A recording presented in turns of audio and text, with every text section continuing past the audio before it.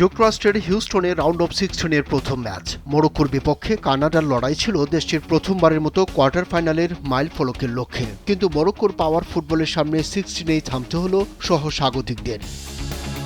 শুরুর দিকে মরক্কোকে চাপে রাখে কানাডা। খেলার 10 মিনিটে অসাধারণ এক সেভ করে মরক্কোকে বাঁচান গোলরক্ষক ইয়াসিন বুনো। আক্রমণ প্রতি আক্রমণ আর উত্তেজনায় ঠাসা ম্যাচের প্রথমার্ধে গোলের দেখা পায়নি কোনো দলই। বল দখলে মরক্কো এগিয়ে থাকলেও সুযোগ বেশি তৈরি করেছে কানাডা। কানাডার একটি শটের বিপরীতে মরক্কো শট নিয়েছে 4টি, যেখানে কানাডার 2টি শটের লক্ষ্যে ছিল মরক্কোর মাত্র 1টি। 50 মিনিটে ডান প্রান্তে আশরাফ হাকিমি ফ্রি কিক থেকে সরাসরি শট না নিয়ে বল পাঠান বক্সের কাছাকাছি থাকা আজিদ্দিন উনাহিকে। দারুণ এক মাটি কামড়ানো শটে বল জালে জড়ান এই মিডফিল্ডার।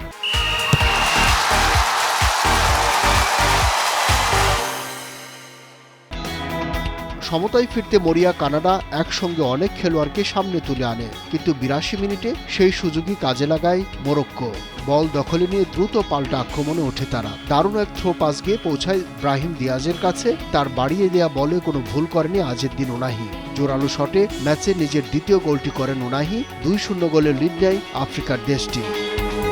ম্যাচে ফিরতে মরিয়া কানাডা খেই হারায় শেষ মুহূর্তে।